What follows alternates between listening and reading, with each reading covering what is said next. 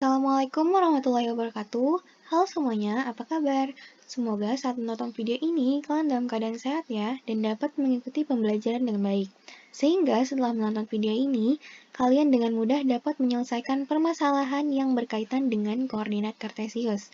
Oke, tanpa berlama-lama lagi, simak dengan baik ya.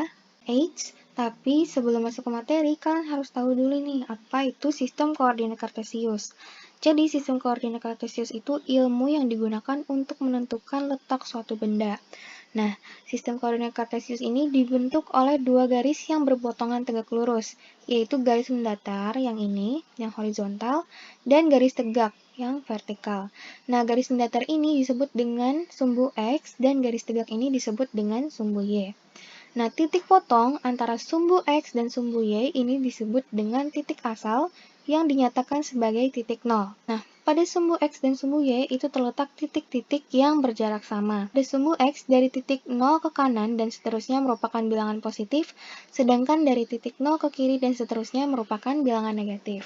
Kemudian, pada sumbu Y dari titik 0 ke atas merupakan bilangan positif, dan dari titik 0 ke bawah merupakan bilangan negatif. Setiap titik pada bidang kartesius yang dihubungkan jaraknya ke sumbu X itu disebut dengan apsis, sedangkan jarak tertentu ke sumbu Y itu disebut dengan ordinat. Apsis dan ordinat ini mewakili pasangan bilangan atau pasangan berurut yang disebut dengan titik koordinat. Contohnya seperti titik P yang mempunyai koordinat 3,5, jarak ke sumbu X-nya adalah 3, jadi tinggal dihitung 1, 2, 3.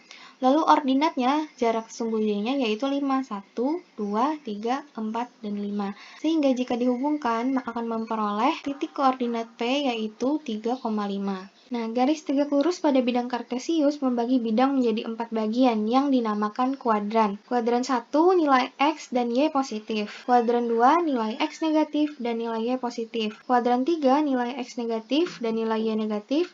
Dan pada kuadran 4 nilai X positif dan nilai Y negatif. Oke, selanjutnya kita masuk ke materi. Jadi yang akan kita bahas pada pertemuan kali ini yang pertama, menentukan posisi titik pada bidang koordinat kartesius.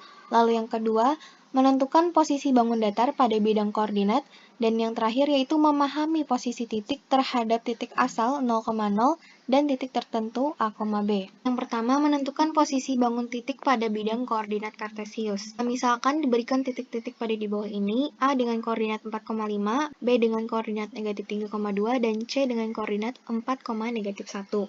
Nah, titik A, B, dan C dapat kita gambarkan dalam bidang koordinat kartesius. Untuk menentukan titik A dengan koordinat 4,5, dimulai dari titik asal. Titik asalnya 0,0 dan bergerak 4 satuan ke kanan sepanjang sumbu X. Karena ordinat bernilai positif, maka dilanjutkan bergerak 5 satuan ke atas. Dan jika kita hubungkan, maka kita akan menemukan letak titik A pada kuadran 1. Nah, untuk menentukan titik B dengan koordinat negatif 3,2, dimulai dari titik asal, bergerak 3 satuan ke kiri sepanjang sumbu X. Kemudian, karena ordinat bernilai positif, maka dilanjutkan bergerak 2 satuan ke atas. Jika kita hubungkan, maka kita akan menemukan letak titik B yang terletak pada kuadran 2. Nah, untuk menentukan titik C itu caranya sama seperti A dan B. Pertanyaannya, di manakah letak titik C berada dan pada kuadran apa? Yang bisa menjawab silahkan komentar di bawah ya. Selanjutnya kita masuk ke menentukan posisi bangun datar pada bidang koordinat. Nah, di sini tentukan letak titik A dengan koordinat negatif 1,0, B dengan koordinat 4,0, C dengan koordinat 4,2, dan D dengan koordinat negatif 1,2 pada bidang koordinat. Pertanyaannya, bangun apakah yang terbentuk? Dan yang kedua, tentukan keliling dan luasnya. Langkah untuk mengerjakannya adalah kita harus mempunyai bidang koordinat kartesius terlebih dahulu. Kemudian kita letakkan titik A, B, C, dan D pada bidang koordinat. Jadi kita tentukan dulu A negatif 1,0, berarti dia berada pada sumbu X. Kemudian B 4,0, C 4,2, berarti 4X-nya. Kemudian 2Y-nya. Dan yang terakhir D negatif 1,2. Setelah kita menentukan titik A, B, C, dan D-nya, kemudian kita hubungkan titik A ke B, titik B ke C, dan titik C ke titik D. Sehingga ternyata kita memperoleh bangun persegi panjang ABCD seperti pada gambar ini. Kemudian untuk pertanyaan B, kita tinggal menghitung satuan untuk panjangnya. Jadi untuk keliling persegi panjang, rumusnya 2 dikali P ditambah L. Panjangnya berapa? Tinggal kita hitung. 1, 2, 3, 4, 5. Berarti panjang persegi tersebut adalah 5 satuan. Kemudian lebarnya berapa? Kita hitung lagi 1, 2. Berarti lebar persegi panjang tersebut adalah 2 satuan. 5 ditambah 2, 7. 7 dikali 2 hasilnya 14 satuan. Jadi besar keliling persegi panjang pada bidang kartesius di samping adalah sebesar 14 satuan. Kemudian kita tentukan luasnya lagi. Rumusnya adalah P dikalikan dengan L. Panjangnya tadi sudah kita hitung 5. Kemudian lebarnya 2, sehingga besar luas persegi panjang pada bidang koordinat kartesius di samping adalah sebesar 10 satuan. Sekarang, kalian akan mempelajari tentang bagaimana koordinat titik terhadap titik tertentu, yaitu titik A, B. Di sini Ibu mempunyai denah sebuah lokasi. Tentukan koordinat posisi semua tempat terhadap titik asal. Kita tentukan dulu titik asalnya. Oh, ternyata kebetulan titik asalnya adalah pos satpam yang berada pada koordinat 0,0.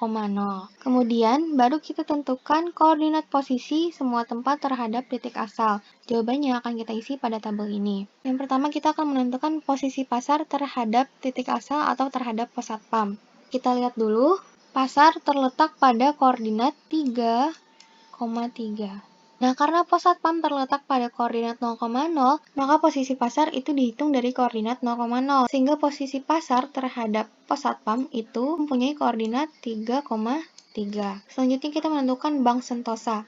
Nah, bank sentosa terhadap titik koma 0 berjarak 4 satuan dan 5 satuan. Berarti koordinatnya 4,5. Sehingga di sini kita bisa tuliskan 4,5. Kemudian rumah Dewi, koordinatnya 7,1 terhadap titik asal. Berarti posisinya terhadap pos satpam itu juga 7,1. Oke, dari sini kalian Ibu silakan untuk menjawab posisi supermarket dan rumah Irsyad terhadap titik asal.